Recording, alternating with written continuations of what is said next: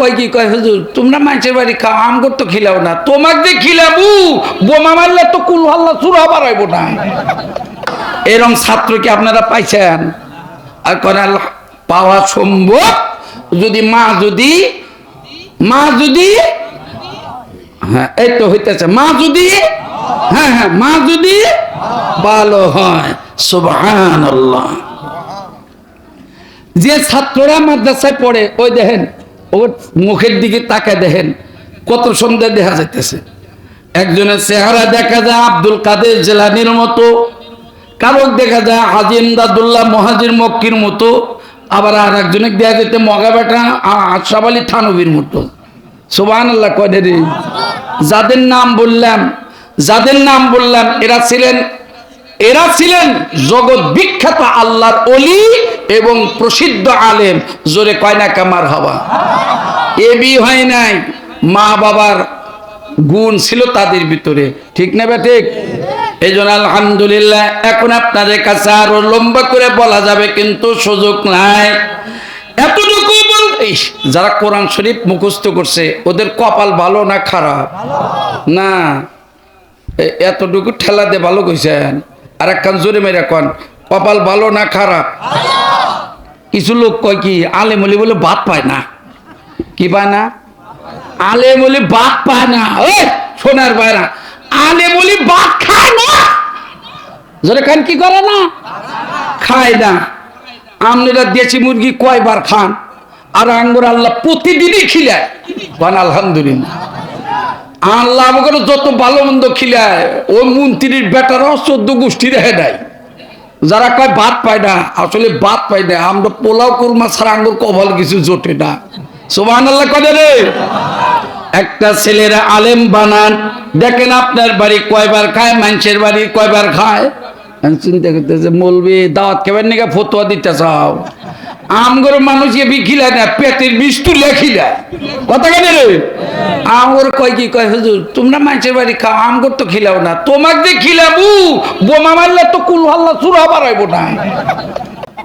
কি কন মৌলানা ভাই? মৌলানা ভাই করতেছে ঠিকই করতে চাও, আমি তো কিছু কোয়া পারতেছি না। আরে ও দোয়া অনেক কিছু বিড়ি নিহি না কি আর ও কয়েলে তাই তো মা পিলে বসে বিড়ি খাই গেল রে। সোভা একটু জোরে কনসিন সুবহানাল্লাহ। আমি নাম কমু না। এই কিছুদিন আগে গেছিলাম এই ওয়াজ করবেন নাকি এই পূর্ব অঞ্চলে, যা দেখি যে বক্তা আমি ওইখানকার বক্তা, এ আল্লাহ বক্তা দিয়ে যে বিড়ি খাইতেছে। আমি বললাম যে আপনি কি বক্তা? কয় বক্তাও আছি তক্তাও আছি। তো বললাম যে বক্তা মানে বিড়ি খায়, কয় যে হেরে কেমনছেও খাবো। বললাম নাউজুবিল্লাহ আস্তাগফিরুল্লাহ। বললাম আমাদের ওদিক যা খাইয়া দেহ জুতার কারো পায়ে থাকবো না। কথা কর নাকি আপনারা? ও সোনার বাইরা একটু জোরে কানছেন মারহাবা। তো কি জানি বলছিলাম, আলেম হইলে হাফিজুল কোরআন হইলে ইজ্জত বাড়া দেন কে? আল্লাহ। আহারে সোনার মুখ দিয়া আল্লাহ দা জিব্বাটা আর একখান দিয়ে সোনা করে কন কে ইজ্জত বাড়া দেন কে? আর একবার আরে এই জিব্বা দিয়ে দেখেন এই মাদ্রাসা ছাত্র সোনার টুকরা ছাত্ররা সকালবেলা উঠে দেখবেন অনেক সকালে, তার মানে 3টা 4টার সময় ছাত্রদের উঠায় দেওয়া হয়, ঠান্ডা পানি দিয়ে ওযু করে আসিয়া কেউ মাদ্রাসায় নামাজ পড়ে তাহাজ্জুদে নামাজ পড়ানো হয়।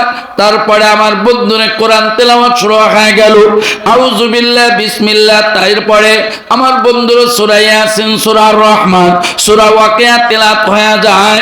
আল্লাহর নবী ডাক দেয়া কয় শোনো, যে ব্যক্তি আল্লাহর কালাম সূরা ইয়াসিন একবার তেলাওয়াত করবে আল্লাহ তাআলা ওই ব্যক্তির আমলনামায় কোরআন শরীফ 10 বার খতম করলে যে সওয়াব আল্লাহ সমপরিমাণ সওয়াব তার আমলনামায় দিয়ে দিবে। এই জন্য সোনার ভাইরা এটা কিন্তু সেই কোরআন তেলাওয়াতের কারখানা, কোরআন শিক্ষা করার কারখানা। এখানে হাফেজ কোরআন তৈরি হওয়ার ইন্ডাস্ট্রি।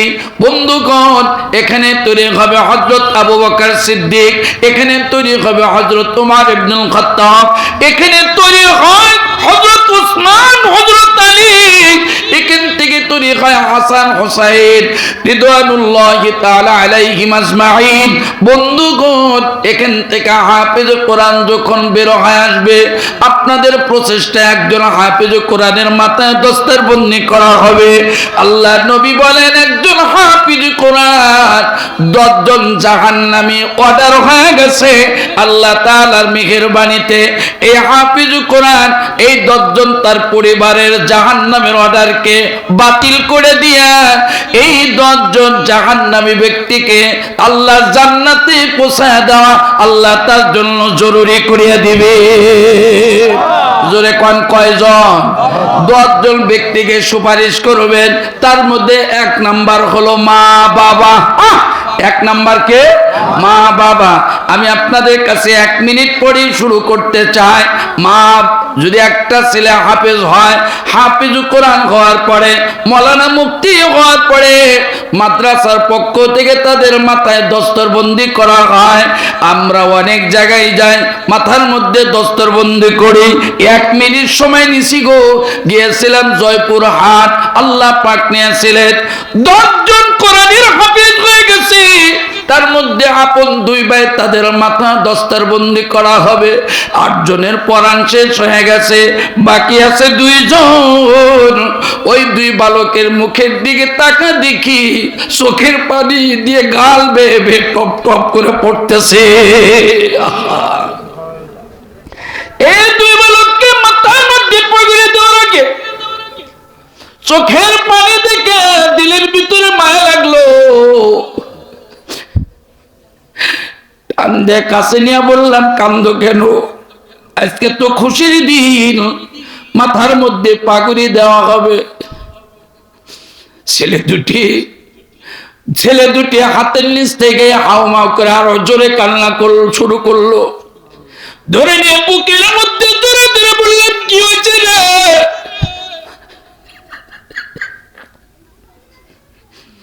কান্না করস কে?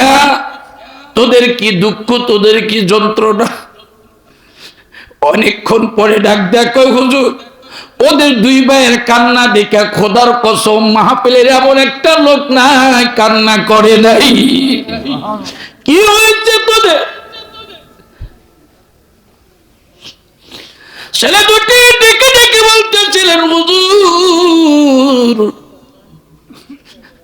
যে মা বাবা এই মাদ্রাসায় ভর্তি করে দিয়ে গেল, সেই ভর্তি করার পরে আজকে কোরআনের হাফেজ হইছি গো হুজুর, কিন্তু সেই 2 জন মা বাবার একজন আমাদের কেউ নাই।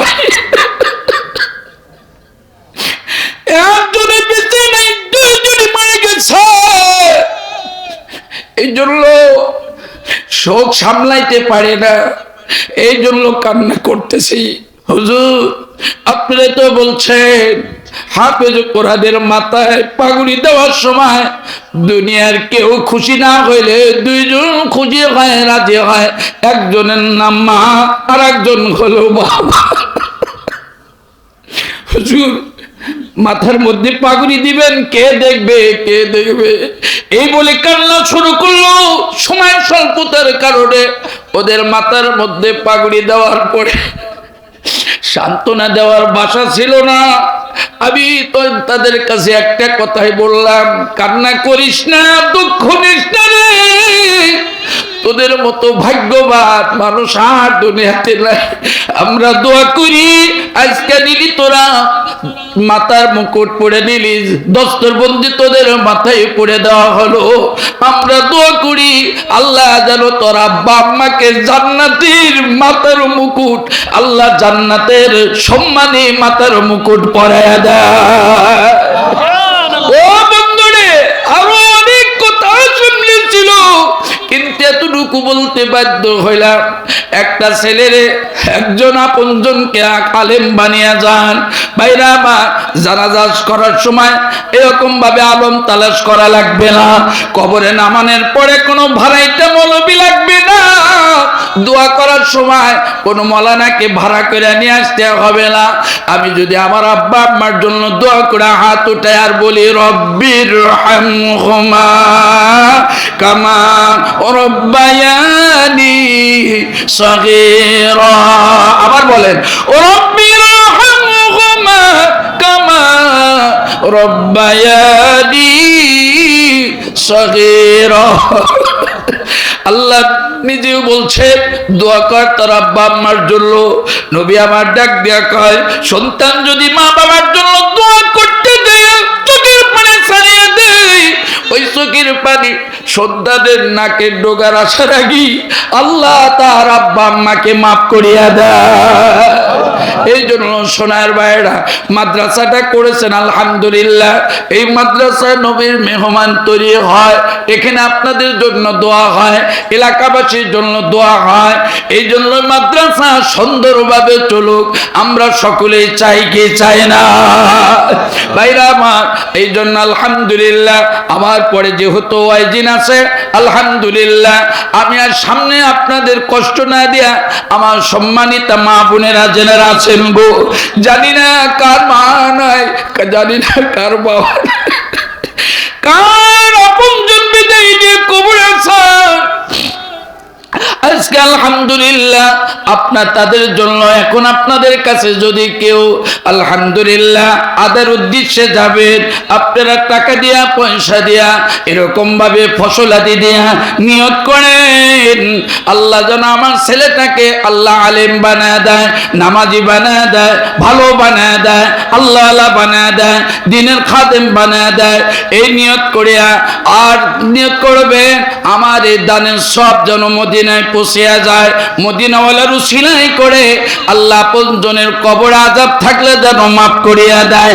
আমিন বলা যায় কিনা?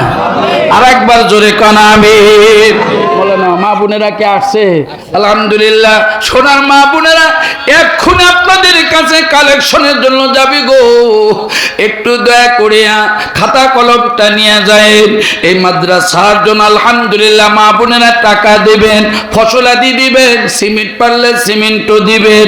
যে দিক দিয়ে সহযোগিতা হয় আমার মা বোনদেরকে যেন আল্লাহ দান করার তৌফিক দান করেন। আর একবার বলা যাবে কি আমি? আসুন এখন আপনাদের কাছে বলি, জানি না কার মা নাই, জানি না কার আব্বা জান দুনিয়াতে নাই, এই